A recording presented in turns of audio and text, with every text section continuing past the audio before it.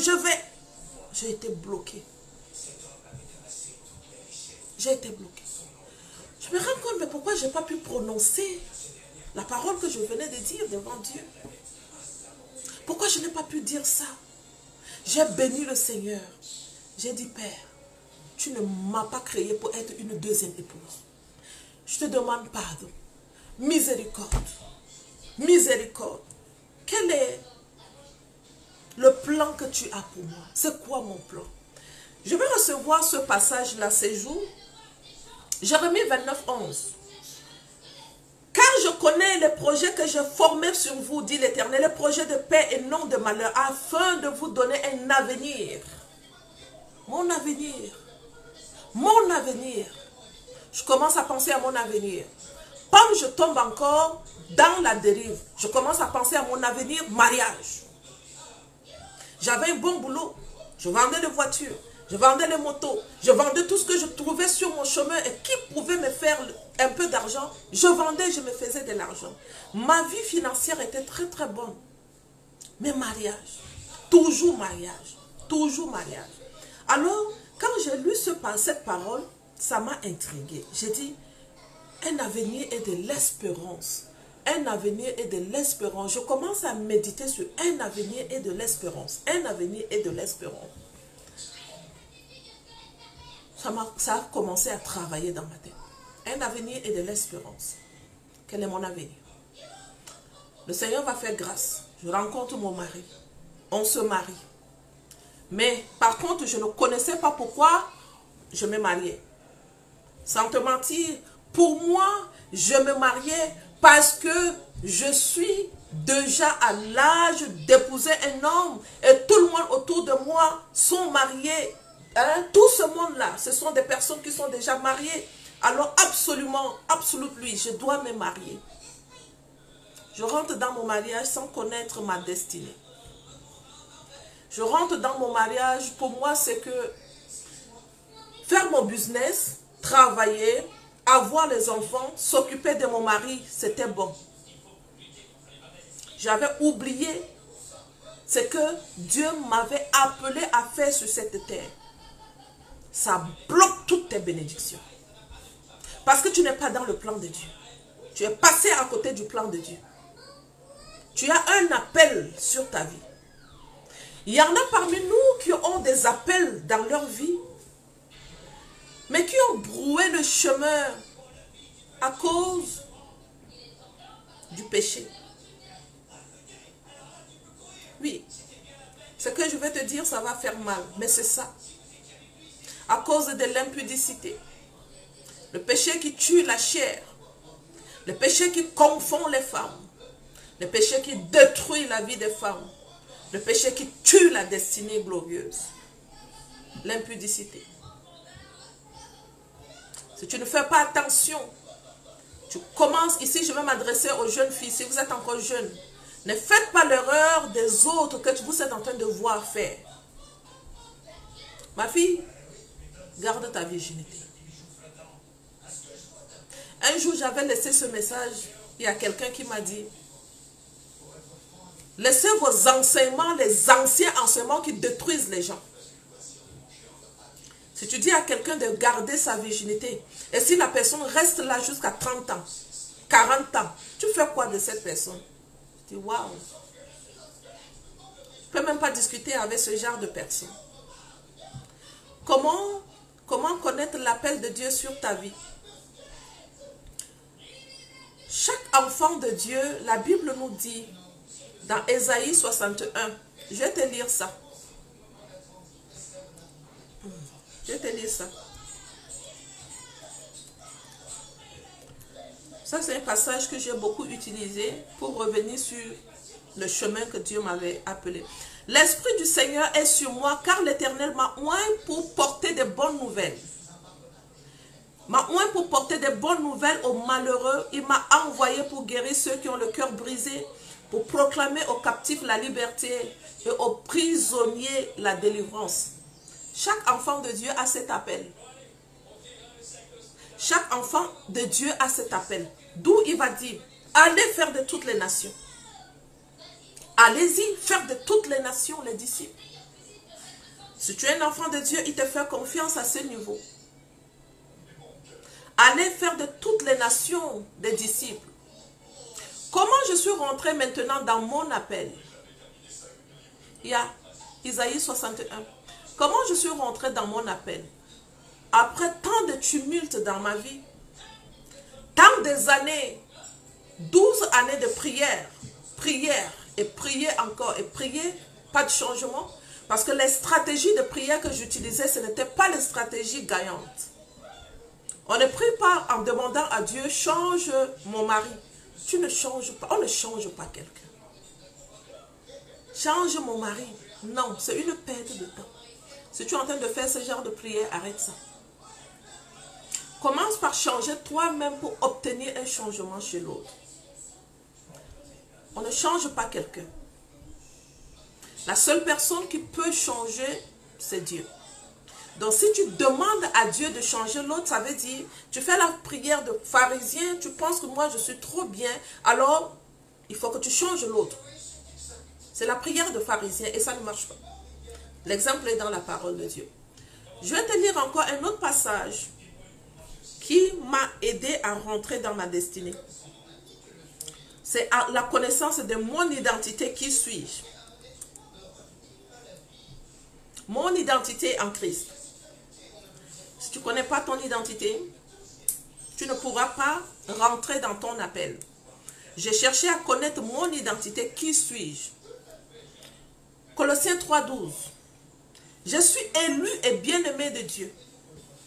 Il dit, ainsi donc comme des élus de Dieu, saints et bien-aimés, revêtez-vous d'entrailles de miséricorde. J'étais une femme qui ne pardonnait pas les gens, qui voyait beaucoup de fautes chez les autres. Mais moi, je suis très bonne. Et donc, j'avais des problèmes avec tout le monde.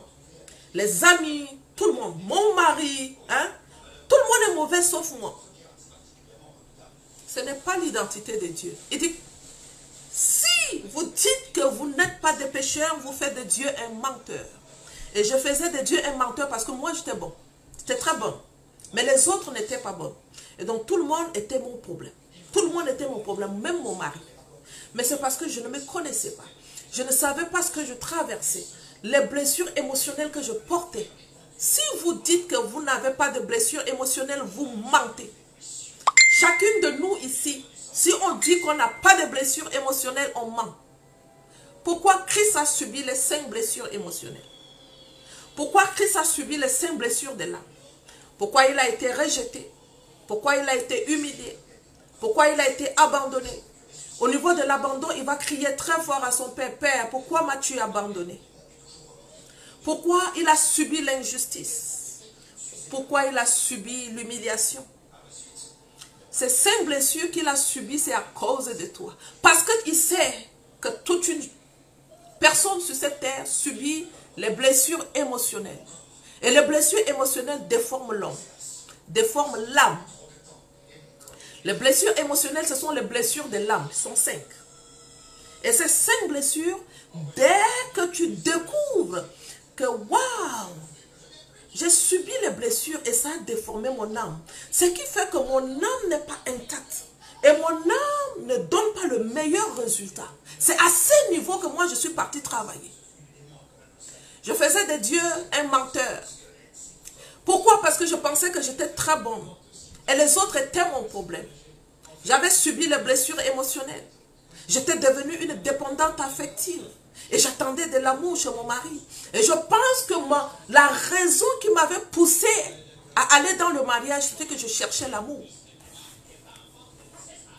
Nombreuses d'entre vous, cette raison, vous en avez.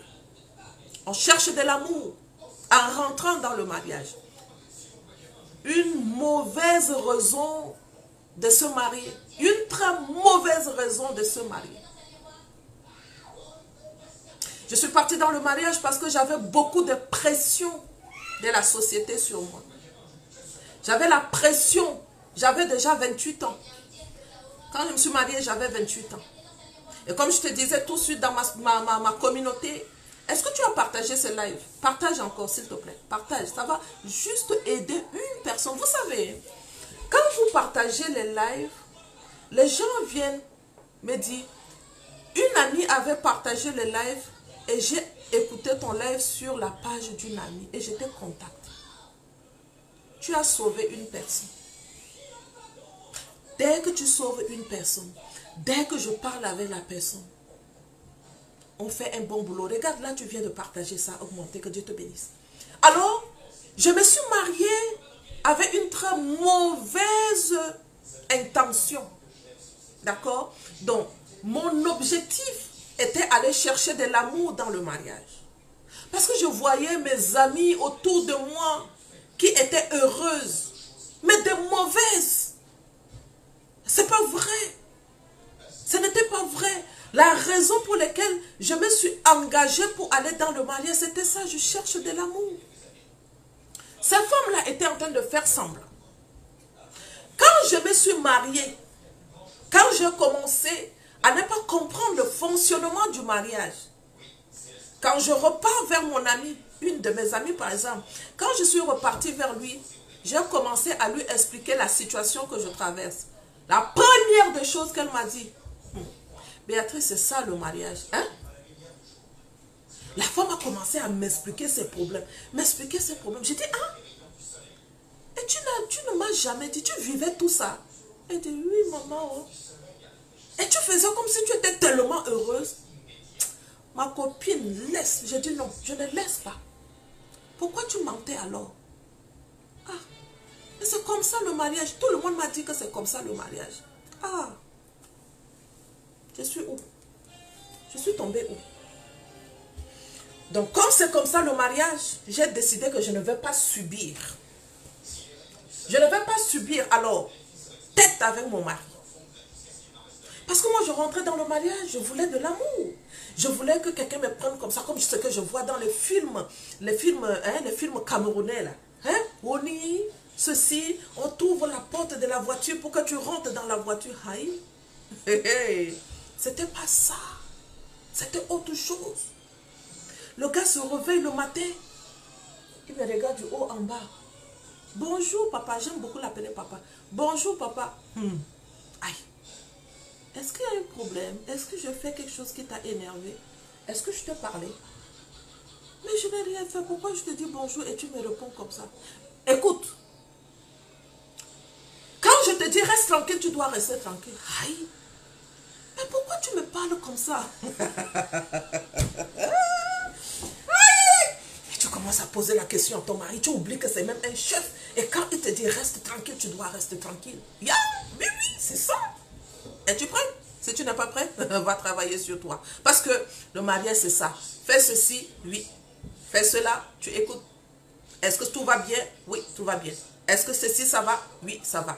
Est-ce que là, ça va? Non, ça ne va pas. Et tu expliques. Et tu dis, vous marchez ensemble, vous tenez la main, vous dites bonjour. La joie, le respect, l'amour. Mais là, moi, j'attends de l'amour, là. Je ne reçois pas. J'attends que quand on va sortir avec la voiture, que le gars se lève, il m'ouvre la porte de la voiture et puis je rentre. Aïe, il n'y a pas ça. J'attends que quand on vient pour se coucher, il me fait... Aïe, il n'y a pas. Je fais, je ne reçois pas.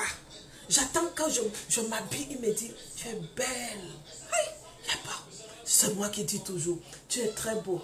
Parfois, on te dit merci. Parfois, on ne te dit même pas merci. J'attends que je fais à manger. On se met à table, on mange. Et puis, on ramasse. Et quand je finis, qu'il va me dire, ah, ça va chérie, tu as fait à manger. Moi, je vais ramasser les assiettes et puis je vais t'aider. Aïe.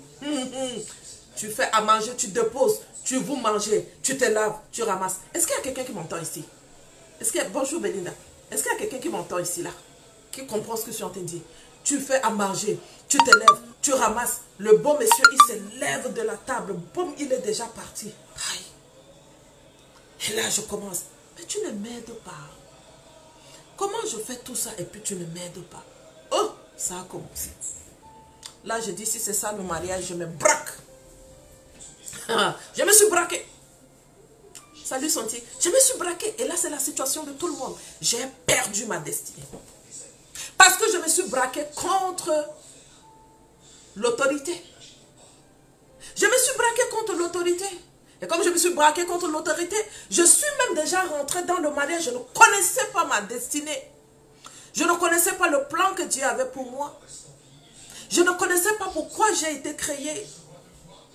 Et là, je rentre dans le mariage, je commence maintenant, homme, mari, tous les jours, mari. Et quand ça ne marche pas, il faut que j'appelle une amie. Je parle seulement mari. Hein? J'appelle une amie, mari. Gare à vous si Dieu vous connecte encore avec des gens qui n'ont pas de vision. Vous êtes foutus. Alors Dieu m'a connecté aux gens qui n'ont pas de vision. Les mêmes amis qui sont brisés, cassés comme moi là. Et on était comme ça. Perd le temps, on sort, on va dans les magasins, on achète les choses, les habits. Jeannette Shalom. On va dans les magasins, on achète les habits, on porte les habits, pas de joie. Hey. Ah non, je suis en train d'acheter les mèches brésiliennes. Ça a coûté combien? Ah, 300 $. Oh mon Dieu, moi aussi je veux. Tu achètes les mèches brésiliennes, tu mets sur la tête. Pas de joie, pas de paix. Parce que tu n'es pas rentré dans ta destinée. Tu n'es pas dans le plan de Dieu. Tu es en train de faire ce que tu veux, mais tu n'es pas en train de faire la volonté de Dieu. Et donc j'étais là, mon mari, et j'ai lâché la main de Dieu. J'ai lâché la main de Dieu, j'ai attrapé la main de l'homme. J'étais là, et là il me blessait, et ce n'était pas lui. Satan savait que j'avais déjà lâché la main de Dieu. S'il te plaît, partage le live encore. Satan savait que j'avais déjà lâché la main de Dieu, et l'homme était devenu pour moi un Dieu. Mon mari était devenu pour moi un Dieu. Parce que toute ma journée, je ne faisais que parler. Mon mari, mon problème. Mon mari. Je parle, je n'avais que 3 choses à parler. Mon mari, les enfants, les problèmes. Je n'avais pas de mots d'exhortation pour les gens. Je n'avais pas de paroles de réconciliation pour les gens. Je n'avais pas de paroles de douceur pour les autres. J'étais complètement perdu. Complètement perdu. J'avais perdu ma raison de vivre. Pourquoi j'étais sur la terre. Et donc, la mauvaise raison pour laquelle je me suis mariée a failli me détourner de ma destinée. Un jour, j'en avais tellement marre. Toi qui me suis, si tu es encore là, toi qui m'as posé la question, quel est le prix que j'ai payé pour rentrer dans ma destinée? C'était le prix de la prière et de l'obéissance. Un jour, j'en avais tellement marre que ma situation doit changer. Et là, j'étais presque à 40 ans déjà. Et à 40 ans, tu ne sais pas pourquoi tu vis sur la terre. Quel danger! Quel danger! Je dis à Dieu, je suis Jacob. Aujourd'hui, je veux que tu t'asseyes avec moi. Il faut qu'on se parle.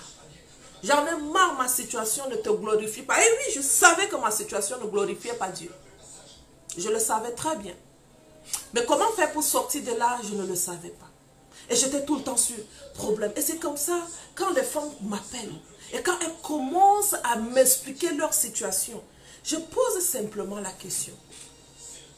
La situation que tu es en train de m'expliquer, es-tu heureuse dedans? Non, maman Béatrice, c'est pour ça que je te contacte. Si tu me contactes parce que tu veux quitter cette situation, il y a le prix à payer. Il y a le prix de la connaissance de ta destinée que tu dois payer. Il y a le prix de savoir pourquoi Dieu m'a créé. Pourquoi je vis sur cette terre. C'est très important pour une femme. Si pour toi tu crois, tu penses que c'est pour un homme seulement que tu dois vivre, quel échec pour notre Créateur. Sur 24 heures, peut-être 12 heures dedans, tu pleures. Tu pleures sur ta situation.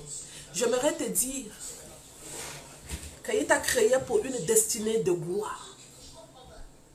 Le mariage que tu es en train de pleurer dedans, rentre en connexion avec Dieu pour qu'il t'enseigne la joie du mariage. Et tu verras que tu es complètement en dehors de la plaque. Le mariage est une bénédiction, mais alors au-delà de toutes les bénédictions, quand tu rentres dans ton appel, quand tu lâches la main de l'homme, quand tu deviens sous son autorité, quand tu marches dans la crainte de Dieu. Parce que le mariage c'est de Dieu. Il dit chercher le royaume. Je commençais, l'obéissance. Obéir à tout ce que la parole de Dieu me dit de faire. J'étais une femme menteuse. J'ai dit, Mensonge et moi, déconnexion. Je mentais beaucoup. Vous voulez que je vous dise la vérité? Oh oui. Je suis une femme aujourd'hui. Je cherche mon authenticité. Si quelqu'un m'appelle pour me dire, Béatrice, tu m'as insulté, tout de suite je vais te dire, oh mon Dieu, pardonne-moi. Pourquoi? Parce que j'ai testé les deux. J'ai testé le manque d'authenticité et j'ai testé l'authenticité. Être une personne authentique. Être une personne vraie. Moi, je peux te dire tout de suite, écoute, tu ne peux pas être mon ami. Oui, aujourd'hui, je peux te le dire. Je réfléchis même pas. Je te dis non, tu ne peux pas être mon ami. Je n'avais pas cette assurance de parler à quelqu'un pour lui dire, tu ne peux pas être mon ami. Et donc, je ramassais tout. Les déchets. Tu as ramassé les déchets parce que tu ne te donnes pas de l'assurance, tu ne te donnes pas de la considération. Même le mari que tu as épousé est en train de te faire mal parce que toi-même, tu ne te connais pas qui tu es. Tu ne connais pas ton identité. Il y en a qui sont partis rester dans le mariage, même pigini de dot. On ne t'a pas donné. On n'a pas donné à tes parents. La mairie ne te connaît pas. L'église ne te connaît pas. Mais tu es là, tu appelles ton mari. Dans ça, tu ne vas jamais trouver ta destinée. Tu es perdu. Tu es une femme complètement perdue. Et tu es en train de subir. Il y en a qui sont en train de sortir avec le mari des gens. Tu ne connaîtras jamais ta destinée. Le prix de l'obéissance. J'ai décidé d'obéir. J'ai décidé d'obéir. Et j'obéis à la parole de Dieu. Il me dit, vole pas. Il me dit, Béatrice, tu dois pardonner 77 fois 7. Un jour, quand j'étais jeune, il y a une fille qui m'a tellement fait du mal. Cette fille, tout le travail qu'elle est venue pour faire dans ma vie, c'était pour me corser et me rendre la vie difficile. Et je l'ai gardée dans mon cœur. Je l'ai gardée dans mon cœur. Je vais parler à quelqu'un ici qui m'écoute. Si tu as gardé quelqu'un dans ta vie, tu ne peux pas rentrer dans ta destinée. C'est un poids lourd qui va te retarder. C'est un poids très lourd qui va te retarder. Et quand le Seigneur avait commencé, je te disais à travers la prière, quand il m'avait montré d'où venait mon problème, le problème de l'insoumission, l'orgueil, les mensonges, je vous avais déjà raconté même ça ici une fois, l'infidélité. Et donc je lui disais, mais je ne suis pas infidèle, je n'ai jamais trompé mon époux. Et il va me dire, ton infidélité n'est pas au niveau de tromper ton époux. L'infidélité dans la lecture de la parole de Dieu. L'infidélité dans tes dîmes et tes offrandes, c'est à ce niveau que tu mets infidèle. Je ne t'ai pas dit que tu es infidèle à ton époux. Parce que ça s'affichait sur les murs et je les lisais. Oui, ça s'affichait, je les lisais. Infidélité. J'ai obéi au niveau de l'infidélité pour que je ne sois plus jamais infidèle à Dieu.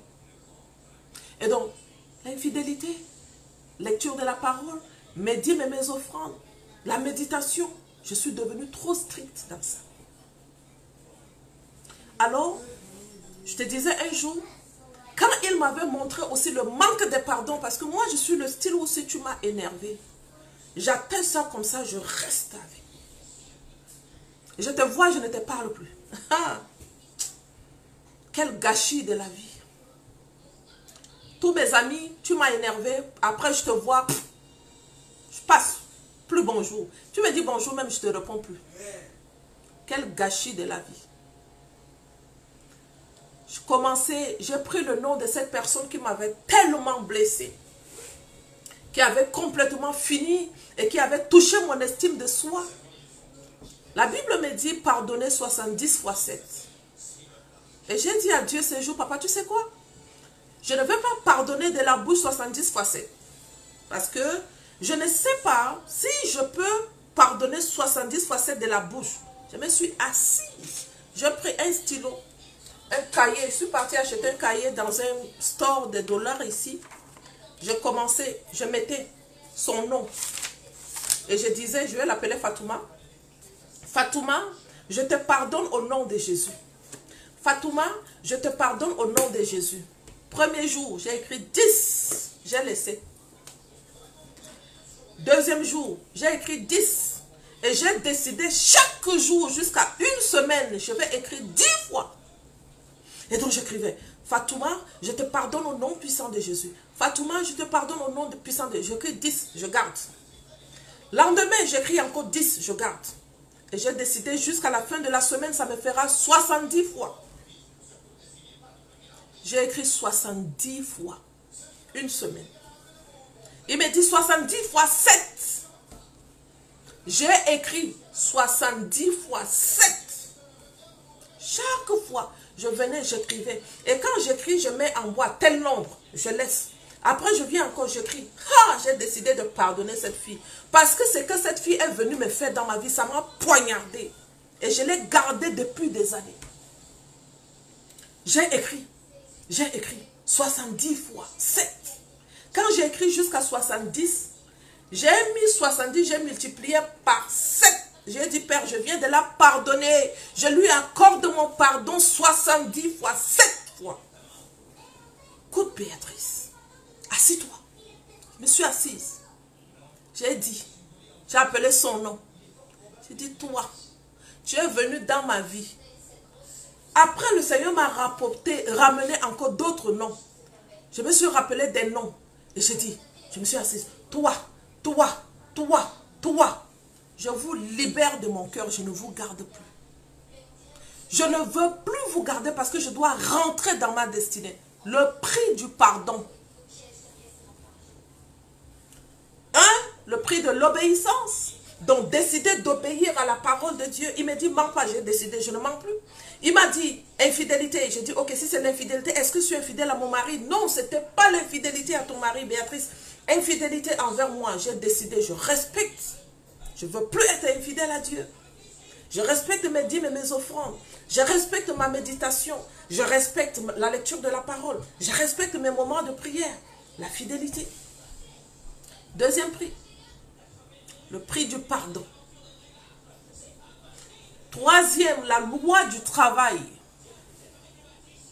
La loi du travail. Donc, la loi de l'obéissance, la loi du pardon, la loi du travail. Je me suis mise à travailler comme une folle. Je travaillais double fois. Je te racontais à quoi ressemblait ma vie avant de rentrer dans ma destinée glorieuse. Mon époux était parti au pays et moi j'étais restée au Canada avec les enfants. Et 4 enfants, c'était difficile pour moi pour travailler. Parce que je commençais mon travail très tôt le matin à 7 h. Et je dois quitter la maison à 6 h parce que ça me fait 1 heure du temps pour arriver au travail. Et à 6 h, la garderie n'est pas ouverte. C'était tellement de tracasseries. Je laissais les enfants gauche à droite. Les amis qui m'avaient déjà blessé gauche à droite. J'ai dit, je ne peux plus continuer à travailler. Je vais arrêter le travail. J'ai arrêté le travail. Mon mari s'occupait de la famille. C'était dur. Un jour, d'abord, à quoi ressemblait ma vie? Je te racontais comment ressemblait ma vie. Je ne travaillais pas, j'étais à la maison. Je me couche à 1 h du matin.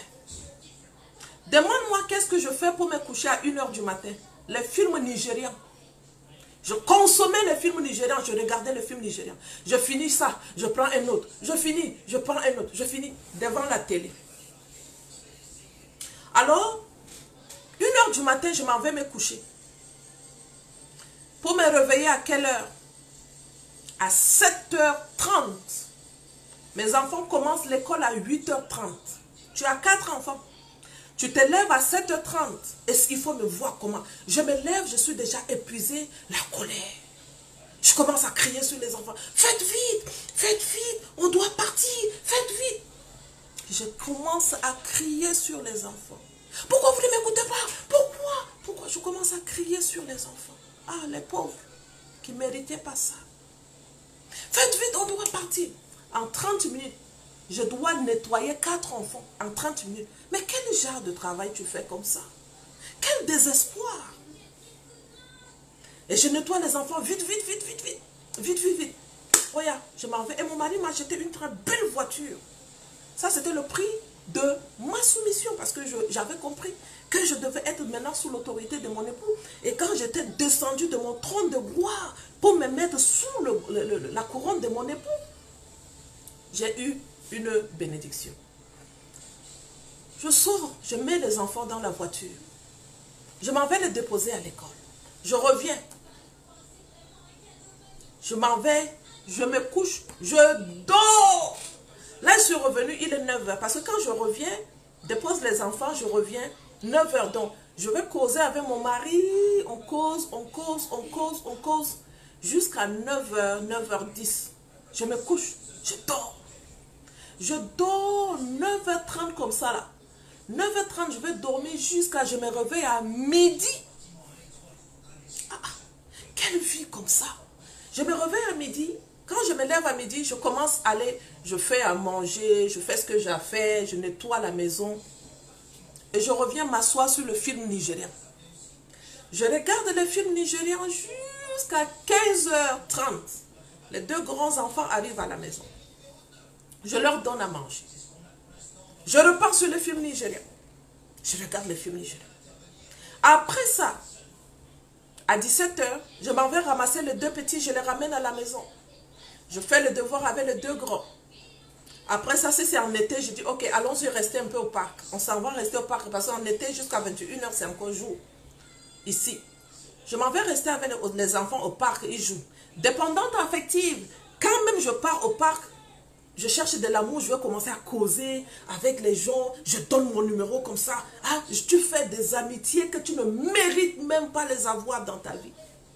Des amitiés que eux-mêmes, ils ne te méritent pas parce que tu ne connais même pas leur histoire. Tu n'es pas censé les mettre dans ta vie. Tu n'es pas censé ouvrir la porte de ton cœur à cette personne que tu ne connais pas. Mais comme j'étais dépendante émotionnellement, je m'embarquais avec des femmes qui ne méritaient pas mon amitié. D'accord? Et là, on revient à la maison. Je fais manger les enfants. Je les mets au lit. À 21 h, tous mes enfants sont au lit. Je ne veux plus qu'il y ait encore un peu de bruit. Je me mets devant le film nigérien. Je regarde les films nigérians, je regarde. 2 h du matin, je m'en vais dormir. Quelle vie, quel gâchis. Quel gâchis. Qu'est-ce que je suis en train de faire pour Dieu? Qu'est-ce que je fais pour Dieu? Quel gâchis de la vie. Pendant combien d'années?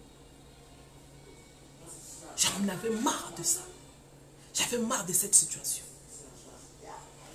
Je repars dans mon enfance. Béatrice, à 8 ans, tu étais une femme très sage. À 8 ans, ma grand-mère m'avait déjà enseigné la sagesse.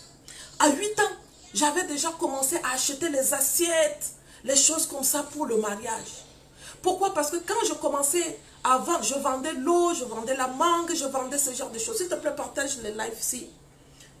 Est-ce que tu es sûr que tu ne peux pas aider quelqu'un si tu le partages, mon ami? Donc, à 8 ans, ma grand-mère est toujours en train de dire, Béatrice, tu ne peux pas mettre tout ton argent sur les habits, ma fille.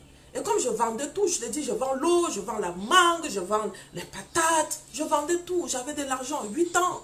Jusqu'à 10 ans, j'avais déjà de l'argent, je vendais. On m'a appris à vendre très tôt. Et j'achetais alors les assiettes, hein, et je les entassais chez ma grand-mère. En Afrique, là, il y a les assiettes qui sont, on appelle ça les tasses mères, dont ça vient grand, moyen, petit, très petit, et j'aimais beaucoup ces assiettes-là. Et donc chaque jeudi, le jour du marché du village, j'achetais ça. Et quand tu venais chez ma grand-mère, tu vas voir, elle avait disposé mes tasses. Et j'avais quel âge? À peu près 10 ans. Et donc dans ma tête, c'était mariage, mariage, mariage, mariage, mariage. À 10 ans, j'avais constitué la première association des filles du village. Donc cette association, ça servait à quoi? Cette association servait au jour du marché, que chaque personne mettait son bénéfice qu'elle a fait. Donc si tu as, on met 1000 francs CFA, on mettait les 1000 francs dans c'est moi qui étais la maman de ramasser cet argent-là. Et donc je m'en vais, je ramassais, on était 10. Et 10 000 francs CFA d'antan, c'était beaucoup. C'était beaucoup. Et notre âge, 10 ans, la notion de l'entrepreneuriat était déjà là. On fait ça comme ça, on ramasse 10, 1000 francs, 1000 francs, 1000 francs, 1000 francs. Et je venais, je donnais à une personne. Jeudi prochain, c'est une autre personne. L'autre jeudi, c'est une autre personne. Et cet argent servait à quoi? Acheter les choses pour le mariage. Ma tête était dirigée vers le mariage. À 10 ans. Alors, je reviens maintenant pour te dire. La notion de cette fille que j'étais à 12 ans, maintenant à 40 ans, je commence à réfléchir à ma vie. Béatrice, à 10-12 ans, tu étais ça. Pourquoi aujourd'hui ta vie ressemble à ça? Déclic. Déclic. Colère saine. Terminé. Je ne veux plus. Je ne veux plus de cette vie, ça doit changer. Le père va m'enseigner quelque chose. Va prendre le cours chez coach Darcy. Pourquoi le cours sur Côte d'Arcy, j'ai refusé? Après, ça vient encore. Va prendre le cours. Va prendre le cours. J'envoie un message à Côte d'Arcy. Ah, le monsieur m'a envoyé le prix de son cours. J'ai dit, hein? Je ne peux pas payer ça. Et je déclare de ma bouche, je lui dis, c'est trop cher. Je ne peux pas payer. Je vais te dire quelque chose. Pour rentrer dans ta destinée, il y a le prix à payer. Il y a le prix à payer. Je prends le cours. Je refuse d'abord. Et Dieu me dit, prends ce cours. Ça revenait beaucoup et ça parle à l'intérieur de moi. Quand Dieu veut te parler, tu ressens à l'intérieur de toi. Tu le ressens. Tu ressens sa voix. Dans une intimité avec lui, tu le ressens. J'avais décidé de rester dans l'intimité. Je prends le cours. Quand j'ai pris le cours, il y avait la puissance du chiffre 12. Et il enseigne sur le chiffre 12. Et il enseigne ce jour, il dit, 12, la puissance du chiffre 12, 12 apôtres, 12 tribus d'Israël, 12, quoi encore, 12 années scolaires, 12 ans pour une fille pour qu'elle rentre dans ces périodes de menstruation. Et commence à raconter les choses sur les chiffres 12. Dieu attira mon attention sur 12 années de pleurs dans mon mariage. Pourquoi il attire mon attention dessus? Je me rends compte. Les 12 années de désert que j'ai traversées, c'était l'année de préparation. Dieu m'enseignait. Même ma position d'être une femme insoumise, c'était voulu, c'était dans le plan de Dieu. Il n'y a pas de hasard dans le plan de Dieu. Il fallait que j'aie une histoire sur laquelle je pouvais me tenir pour enseigner les femmes aujourd'hui. Et quand j'enseigne les femmes dans le domaine de la soumission, veut ou veut pas, ça change les vies. Pourquoi? Parce que je l'ai vu. Et lorsque j'ai changé, j'ai vu un changement radical dans ma maison. J'ai retrouvé ma mission de vie. Dieu m'enseigne ce que je dois faire. Même les thèmes des conférences, Dieu donne. Dieu m'enseigne que tu dois écrire les livres. Je dis, ah, quel français?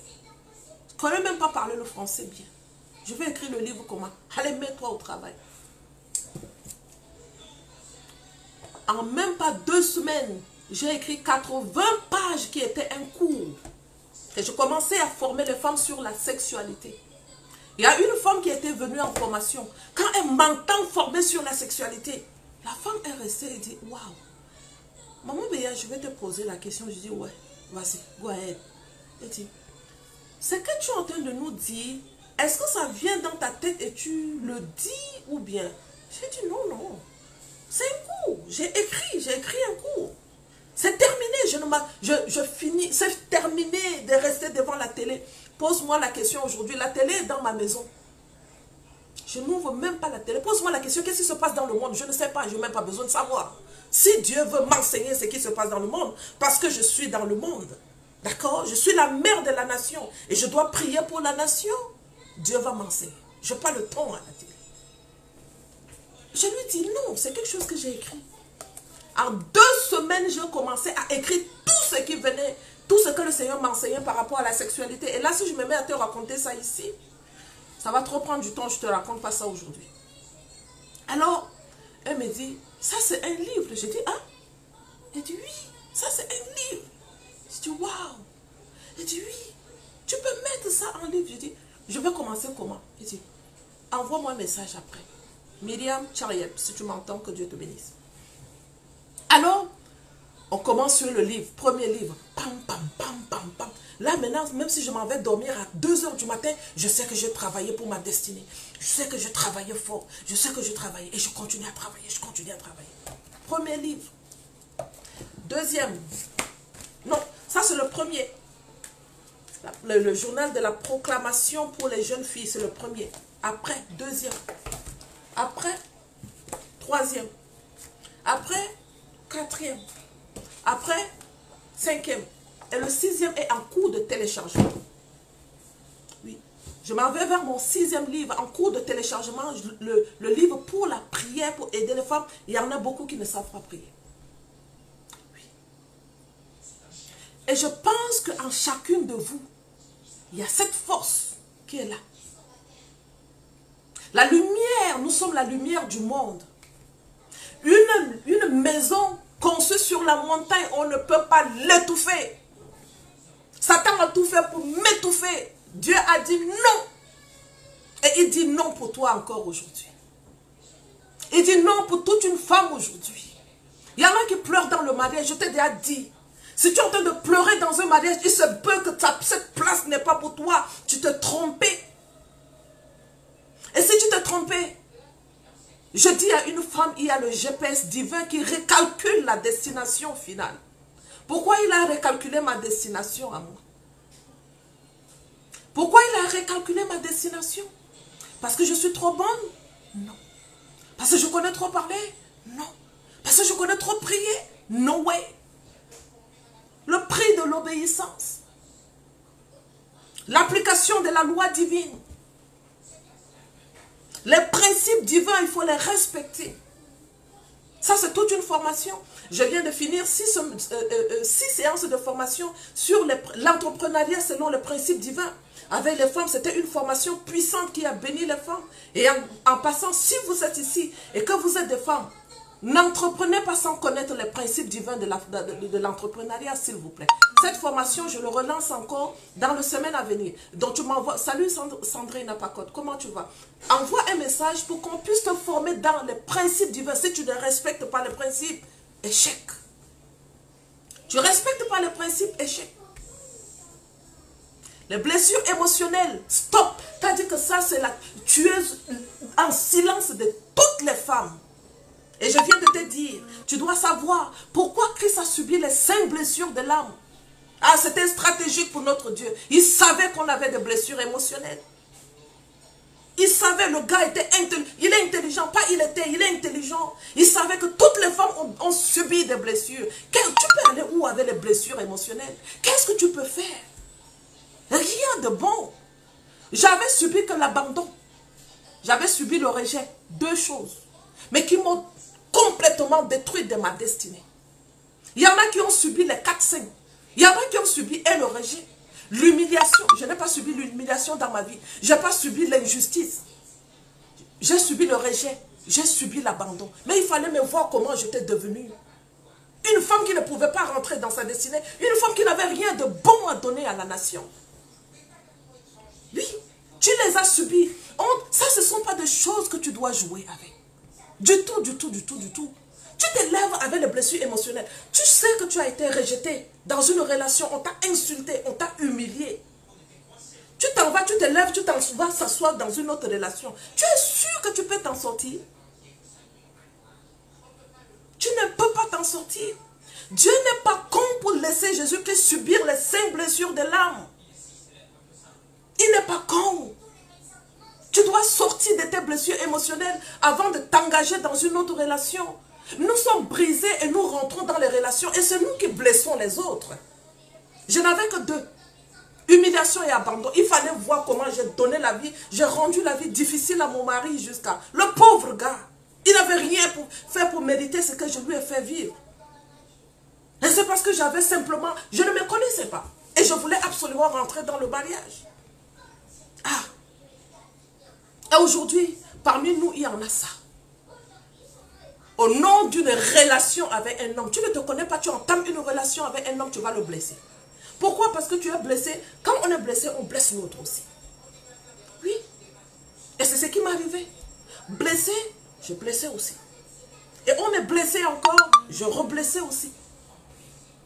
Et même Michel, envoie-moi un message pour la formation sur les principes divins de l'entrepreneuriat. Si tu ne connais pas les principes, tu ne peux pas avancer dans l'entrepreneuriat. Et vous commencez l'entrepreneuriat sans connaître les principes. Vous allez arriver. Qu'est-ce que Jacob a fait? Quand Jacob voulait quitter son employeur, Laban, allez-y lire Genèse 30-30. Jacob va dire à Laban, attends, je te lis ça en même temps. Ça va t'aider. Et ça, c'est en formation que je travaille ça.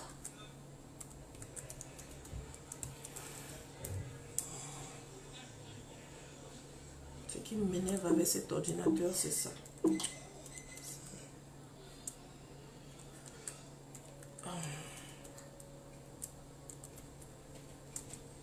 Attention à nous.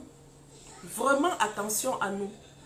Nous sommes en train de faire des choses qui ne sont pas correctes et nous payons trop cher. Nous payons trop cher.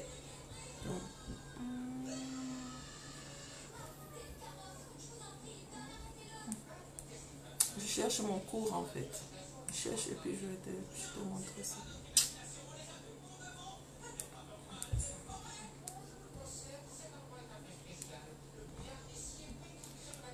Oh là là, je ne trouve pas. Je n'ai pas ma Bible à côté. Ok, je vais chercher sur mon ordinateur pour te lire ça. Genèse 30. Genèse 30. Point 30. Ok.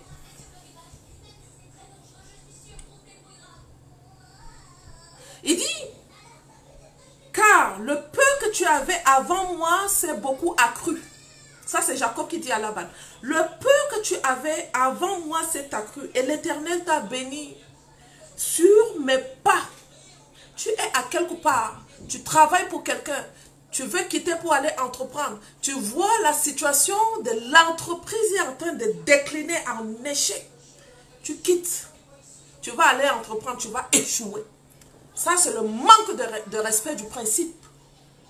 Jacob dit, je travaillais pour toi. Quand il travaillait chez Laban, Laban n'était pas en échec. Ça accroissait. Tu veux quitter pour l'entrepreneuriat? Là où tu es en train de travailler, on doit regarder que l'entreprise est en train de monter.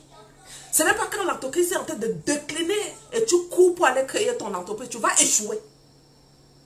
Et il va dire à Laban, il lui dit, l'Éternel t'a béni sur mes pas. Maintenant, quand travaillerai-je aussi pour ma maison? Il lui demande que je dois partir pour travailler pour ma maison. Pourquoi? Parce qu'en travaillant pour toi, Dieu t'a béni. Tu travailles à quelque part. Tu fais comme si ça on s'en fout. Tu travailles comme si tu t'en fous de cette entreprise.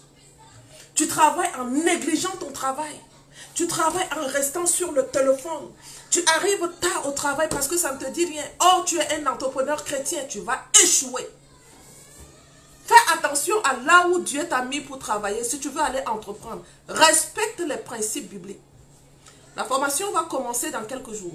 Si tu veux t'inscrire dans cette formation, tu t'inscris et je t'enseigne les principes. J'ai respecté les principes, j'ai décollé. J'étais une femme qui avait $500 par mois. Il est facile pour moi aujourd'hui de faire plus de 10 000 € par mois. Oui, je peux le faire. Oui, je peux le faire. Pourquoi je peux le faire? Parce qu'il y a certaines choses, j'ai dit non, stop. Je suis la lumière du monde. Une ville qui est construite sur une montagne, on ne peut pas l'étouffer. Chaque enfant de Dieu est une ville construite sur une montagne. Mais pour toi, où est ta lumière? Ta lumière est dans les pleurs chez un mari. Ah, j'ai honte. J'ai honte. Mais je te comprends parce que j'ai vécu ça aussi. Passer le temps à pleurer. Passer le temps à perdre le temps. Le temps appartient à Dieu. L'or et l'argent appartiennent à Dieu. C'est le droit d'héritage. J'ai dit, c'est le droit d'héritage. C'est le droit d'héritage. J'hérite de ce qui appartient à mon père. C'est la compréhension du principe biblique. Coucou sister, how are you? La compréhension du principe et je l'applique, je le fais. Je lis, Je comprends, je l'applique. Oui. Pourquoi j'arrive à le faire, toi tu n'arrives pas? Salut Julie, comment vas-tu? Parce que tu passes le temps à pleurer.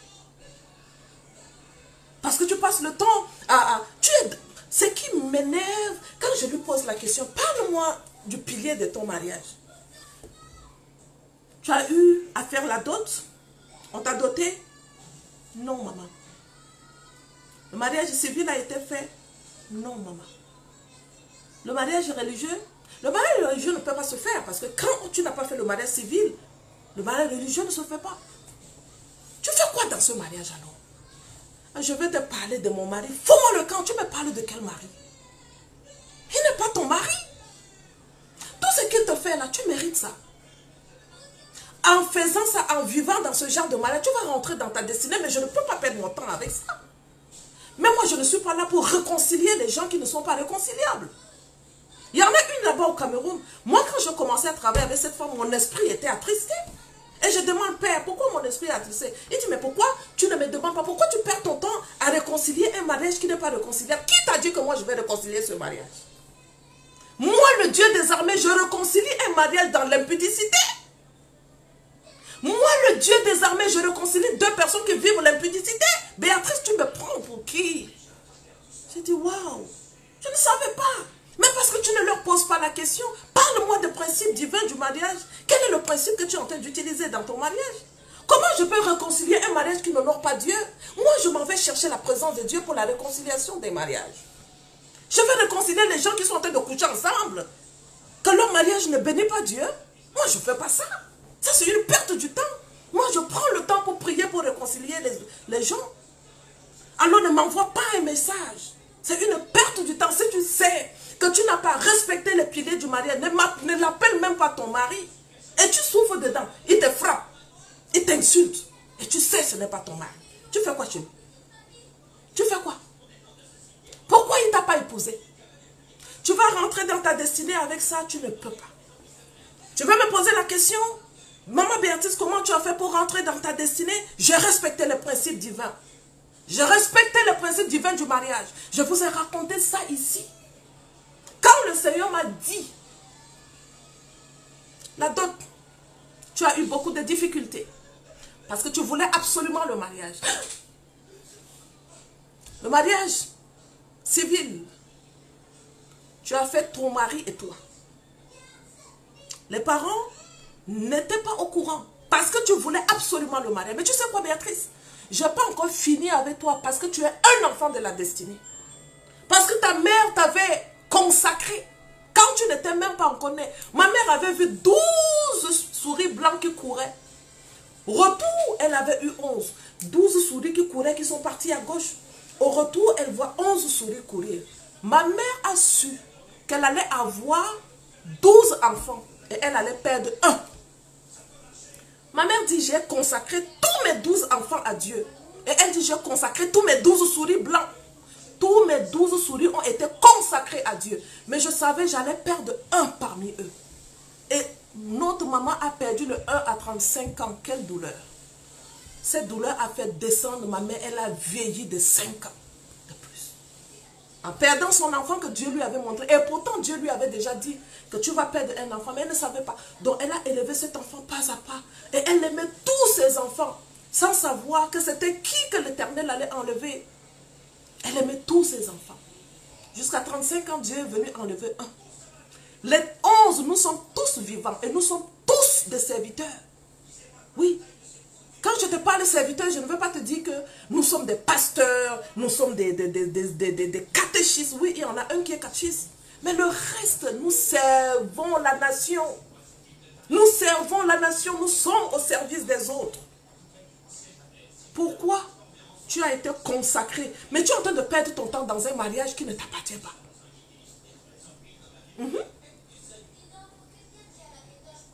Il y en a ici qui sont en train de vouloir rentrer dans le mariage, qui ne savent pas pourquoi je veux me marier. Attention, que ta destinée ne soit pas perdue. Que ta destinée ne soit pas tordue. Sors de l'impudicité le plus tôt possible. Si c'est avec le mari de quelqu'un que tu es en train de coucher, sors de là parce que ça détruit ta destinée. Si tu es dans un mariage qui ne glorifie pas Dieu, restaure ton mariage le plus tôt possible. J'ai célébré mon mariage, c'était un mercredi. J'avais le pasteur, j'avais mes enfants, j'avais un témoin et j'avais mon mari et moi. Attends toujours la limousine. Attends toujours 150 invités. Continue par attendre. Continue par attendre. Et continue par dormir dans un mariage avec un homme que tu couches avec lui, que Dieu ne vous reconnaît pas. Au nom du mariage, mais nous avons lâché la main de Dieu. Tu ne peux pas rentrer dans ta destinée. C'était ça le prix que moi j'ai payé. Je pense que j'ai répondu à toutes tes questions. C'était ça le prix à payer. Et ce prix à payer, s'il faut que je le repaye, je le repayerai encore parce que j'ai vu le fruit.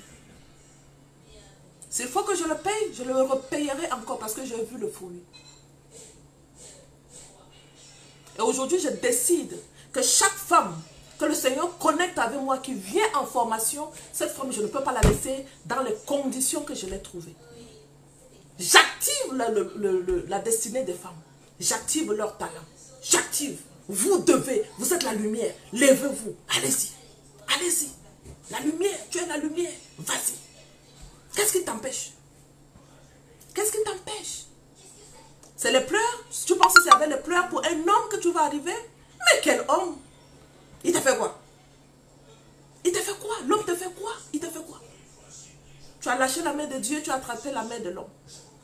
Tu n'arrives pas à dormir parce que ton mari t'a fait mal.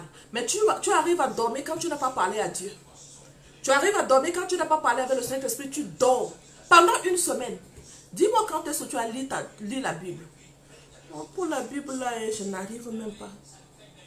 Tu arrives à dormir avec cet homme-là, que vous n'êtes même pas marié, tu arrives. Parce que là, tu m'expliques les problèmes de l'homme. Mais tu arrives à coucher avec cet homme. Mais fais l'amour avec Dieu, tu n'arrives pas. Cantique des cantiques. On fait très bien l'amour avec Dieu.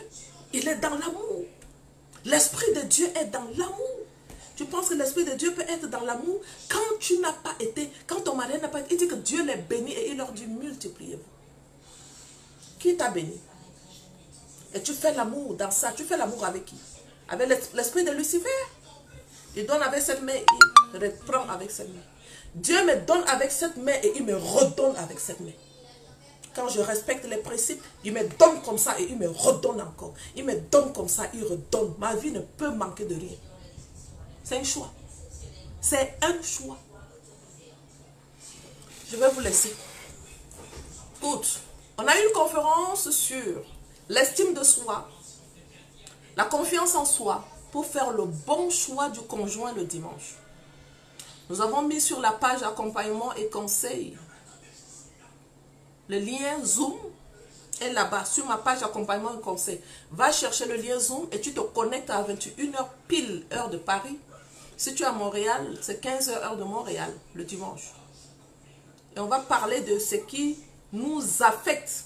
Le manque de confiance en soi, le manque d'estime de soi qui t'amène à choisir un homme qui ne te mérite pas. Qui t'amène à coucher avec un homme qui ne te mérite pas. Parce que je n'ai pas confiance en moi. Il te dit seulement, tu es belle. Ah oui? Moi je suis belle, c'est quelqu'un qui va me dire je suis belle. Gars, le temps que tu me dises que je suis belle, c'est moi qui te dis d'abord qui suis-je et où dans le Seigneur. Je m'exprime avec assurance. La personne n'a même pas le temps de me dire tu es belle. Parce que moi je lui ai déjà parlé avec assurance qui je suis.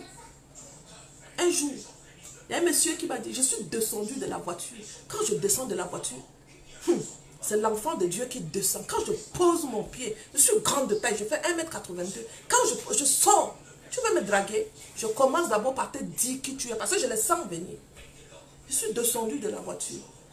Le gars, c'est un blanc. Il m'a regardé du haut. Vous êtes belle. Je dis, je le sais très bien. Je suis très belle, pas seulement belle. Attention. Oh, oui. Et vous avez raison. Je dis oui. Parce que là, vous avez dit, je suis belle. Mais je veux vous ajouter, je suis très belle. Attention.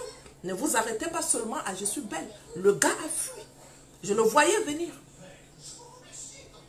Attention, tu ne t'arrêtes pas seulement à je suis belle. Parce que ma beauté est au-delà de beauté. Je suis créée à l'image de Dieu. Ça, on appelle ça de l'assurance, de l'estime de soi. On te dit seulement, tu es belle. Ah oui, oui, tu es tellement belle. Et tu ouvres les pieds parce que tu veux le mariage. N'importe quoi. Merci beaucoup, Akwe. N'importe quoi. Il faut te connaître. Il faut te connaître, il faut connaître ton identité. Tu connais ton identité, qui tu es. Je te donne rapidement les paroles sur ton identité que tu vas aller les lire. Et je vais te laisser. Tu es un élu. Tu es le bien-aimé de Dieu. Va lire ça dans Colossiens 3:12. Ça, ce sont les cours sur l'identité. Quand j'accompagne les femmes en accompagnement individuel, je fais d'abord avec le premier cours que je fais avec elles. Ton identité d'abord. Si tu ne te connais pas, tu vas subir. Tu es né pour dominer, tu n'es pas né pour subir. Je domine. Ça là, ce n'est pas une négociation avec quelqu'un. Je domine. Je ne négocie pas ça. Je domine. Je domine. Et quand je te parle avec beaucoup d'assurance. Pour que tu saches que tu dois dominer. Si tu ne sais pas encore que tu dois dominer, il dit assujettissez et dominer et multiplier. Moi, je domine, je multiplie. Donne-moi un pain, je vais te multiplier ça par 5. Il m'a donné seulement un livre, j'ai multiplié 5. Et tu sais quoi? Tant que je n'ai pas multiplié jusqu'à 15, je ne m'arrête pas. Oui. Oui. Et tu as cette capacité. Mais tu laisses les gens te dominer. Ton mari te domine. C'est normal que ton mari te domine parce que là, c'est le pouvoir. Tu vois, c'est le pouvoir. Mais quelle domination! Quelle domination! Si tu ne connais pas le pouvoir de la soumission dans le mariage, tu dois avoir ce livre et comprendre ce que c'est que la soumission. La soumission n'est pas bête. J'ai dit, si tu n'as pas encore eu ce livre, il faut l'avoir. La soumission n'est pas bête. Votre soumission, bête que vous vous soumettez. Hein, la belle-mère t'insulte. Ah non, je suis soumise. Non, je suis soumise. La belle famille t'insulte. Ah non, je suis soumise. Quelle soumission bête comme ça? Ils t'insultent parce qu'ils ne connaissent pas ton identité. Ils ne connaissent pas. Toi-même, tu ne sais pas que la soumission, c'est le déclencheur de la puissance de Dieu qui doit se manifester dans ta faiblesse. Tu ne les connais pas. Si tu les connais, ta soumission déclenche une bénédiction dans la vie de tout le monde. Oui. Ce n'est pas une soumission à l'aveuglesse. Tu dois avoir ça. Lis ça et puis tu vas comprendre ce que c'est que la soumission d'une femme. J'ai été soumise bête. Et ça m'a rien donné. Rien donné. La soumission, c'est l'Esprit de Dieu. C'est un don. Donné par Dieu. Quand c'est donné par Dieu, le Saint-Esprit veille pour qu'on ne te maltraite pas. D'accord? La soumission, c'est toute autre chose, Julie. Alors c'est pour ça, quand tu dis à une femme aujourd'hui, sois soumise, tu lui dis, sois soumise. Elle s'en va, elle se soumet à l'homme, et l'homme la maltraite. L'homme l'appuie, l'homme lui fait du mal. Ça, c'est la soumission à l'aveugle qui ne déclenche pas la puissance de Dieu. Tu ne peux pas être soumise à un homme dans l'impudicité. Il est qui pour toi? Tu te soumets à Satan. Tu te soumets à Satan, il va t'appuyer. La domination, c'est depuis le jardin d'Éden. Et sortons de la domination. Christ est venu nous libérer de la domination. De l'esclavage. Il est venu, il nous a sortis de l'esclavage. Il ne nous a pas libérés de la domination, je m'excuse. Il nous a libérés de l'esclavage. Et il nous a donné le pouvoir de la domination. Christ nous a donné le pouvoir de la domination parce qu'il a dominé sur la mort. Mais toi, tu es là, tu dors. Mais cette manière de dormir, là, ça, c'est la mort éternelle. C'est la mort éternelle. Je te dis que je me couchais à 2 h du matin et je dors. Et quand je dors, je lève à 7 h, je commence à courir. Et je reviens dans la journée, je dors. Je n'étais pas dans mon appel. Vous pensez que Dieu était trop fier de ce que je faisais? Non. Mais il y avait le prix à payer. D'accord? Je payais ce prix et je pense que tu peux payer. Alors, on a 2 choses à venir. L'autre, c'est même quoi déjà? S'il vous plaît, partagez-moi si vous êtes là. Stéphanie, je pense que tu es là. Est-ce qu'elle est là? Je ne sais même pas. Partagez. On a une bootcamp. Le bootcamp, on a 4 thèmes à traiter pendant le bootcamp. Tu as le thème sur la sexualité. Tu as le thème sur la prière. Tu as le thème sur ce même quoi encore. C'est les filles qui ont préparé ça. Je ne me rappelle plus bien. Anyway, c'est où ici? Attends, je te lis ça. Je te lis ça.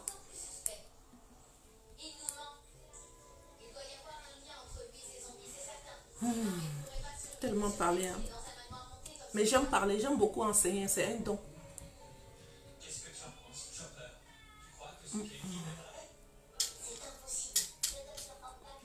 C'est un don. Et les femmes, toutes les femmes ont ces dons-là. C'est pour ça le proverbe 31 te dit, elle ouvre la bouche avec la sagesse. Parce qu'elle est appelée à enseigner en fait. C'est un don. C'est pour ça que je pousse beaucoup les femmes à être des enseignantes. Et nous avons une formation qui va commencer en janvier. Justement, ça c'est la formation que nous mettons sur pied. Et nous avons appelé ça les bâtisseuses de l'institution du mariage. Nous allons former les femmes qui vont aller former dans le domaine du mariage. Il faut équiper les femmes. Il faut les équiper. Elles sont très intelligentes. Dès que tu les équipes un peu, boum! Je travaille même en 2 semaines, elles arrêtent de pleurer dans le mariage. Elles arrêtent de se soumettre à l'aveuglette. En 2 semaines, elles changent. Donc, le bootcamp commence le 23 novembre. Le 23 au 27 novembre, bootcamp MMJE. Mes yeux, Seigneur, je ne vois pas. Ok. Parfait, là je vois. Stratégie de communication, stratégie de prière, sexualité, stratégie de restauration. Ça, c'est le bootcamp qui commence le 23. Donc, si tu n'es pas encore inscrite, va sur ma page. Je vais mettre le lien du bootcamp là-bas, c'est 50 €. Inscris-toi. Nous voulons bâtir les femmes. Nous voulons vraiment bâtir les femmes. Ça, c'est le travail que mon équipe et moi, nous avons mis sur pied. Formons assez de femmes. Balançons-les dans la nation. Elles vont former à leur tour. Parce que maman Béatrice ne peut pas aller vers toutes ces femmes-là. Elles sont si nombreuses. Mais si je vous forme, vous pouvez aller. J'ai déjà formé les femmes qui commencent à parler autour d'elles. Commencent à dire, je suis plus celle-là que tu as connue hier. Oui. Et c'est ça. Donc ces bootcamps-là commencent le 23 au 27 novembre. Tu nous envoies le message pour que nous te mettons dans le groupe de bootcamp. Et la conférence sur développer une bonne estime et la confiance en soi en vue de faire le bon choix du conjoint de destinée. Ça, c'est le dimanche. Je travaille, hein. Je suis une femme qui travaille. Je ne dors pas beaucoup. Je ne dors pas beaucoup parce que je me suis réveillée trop tard. J'ai trop perdu le temps. Et comme je me suis réveillée, je ne dors pas beaucoup, je travaille. Mes enfants sont des Daniel. Ma fille Anaëlle, elle est Anne pour moi. Je l'appelle prophétesse Anne. Je l'appelle intercesseuse. Parce que quand je suis fatiguée, je dis Anaëlle, prie pour moi. Dieu donne la force à maman. Dieu donne la force à maman. Daniel vient prier pour moi. Daniel, c'est mon prophète. Daniel vient prier pour moi. Dieu donne la force à maman de travailler beaucoup et me laisser le téléphone pour que je joue. Là, c'est la prière de Daniel. Dieu donne la force à maman pour qu'elle travaille beaucoup et elle me laisse le téléphone, je joue. Ça, c'est la prière de mon prophète Daniel. Les 2 premiers, merci Lydie, merci que tu es un ange, merci que Dieu te bénisse. Les 2 premiers, j'étais encore dans mes têtes en l'air, je me comportais encore comme une faux folle et ça a affecté la vie de mes enfants. Mais Dieu merci, ils sont en train de venir. Wilfried me dit par exemple, maman je prie. J'ai dit Wilfried, il faut que tu pries. Maman je prie, mais tu pries à quelle heure parce que je ne te vois pas prier. Et il me rassure, il me dit que maman, quand je me lève le matin, voici ce que je dis à Dieu. Je dis à Dieu de m'aider à réussir à l'école. De m'aider à réussir à l'école. Et ça m'a donné de la chaleur dans mon cœur. Je dis yes. Mon comportement a failli affecter mon fils aîné. Je vous disais tout à l'heure, je me réveillais et je me mettais à crier sur mes enfants. J'ai failli blesser cet enfant avec mon comportement. Et cet enfant est colérique. C'est dû à quoi? C'est dû à mon état. Je n'étais pas bien. C'est ça qui a affecté mon enfant. Alors, s'il vous plaît, attention. Sinon, nos comportements peuvent affecter les enfants. Les cris, s'il vous plaît, calme dans la maison. Ne criez pas. Si tu lis la parole de Dieu, je t'ai dit la dernière fois, il nous appelle par notre nom. Il ne nous crie pas. Lis les passages bibliques sur la colère. Il va t'enseigner. Dieu va t'enseigner. Je vais devoir partir. J'ai parlé pendant presque 1h42. J'en parlais. Hein? Il va t'enseigner. Donc, si tu es quelqu'un qui lit la parole de Dieu, tu verras, Dieu te parle sur un ton doux. Il ne crie pas. Et c'est ça que tu dois appliquer. Moi, ce sont des choses que j'ai appliquées. Et ça marche très bien. Je vous aime très fort. C'était Béatrice Inchené. Je suis une formatrice, je suis une conseillère, je suis une auteure, je suis aussi une conférencière. Tout ça, c'est moi. Je travaille très très fort pour arriver. Je sors de loin. Je sors vraiment de loin. Et si j'ai pu, je crois en toi. Si j'ai pu, je crois en toi. Alors, celle qui m'a posé la question, quel est le prix que tu as payé pour rentrer dans ta destinée? J'ai pris le temps de t'expliquer cela. J'espère que ça va t'aider. Le prix à payer, c'était ça. Le prix de l'obéissance, le prix du pardon, le prix du travail, les principes divins. Ce sont des choses que j'ai respectées et ça m'a aidé. Si tu veux les connaître, il va falloir que tu prennes un accompagnement et un conseil et on t'accompagne pas à pas pour que tu deviennes une femme puissante. C'est possible. D'accord? Guys, je vous l'offre. Je vous aime très très fort. À la prochaine. Bye.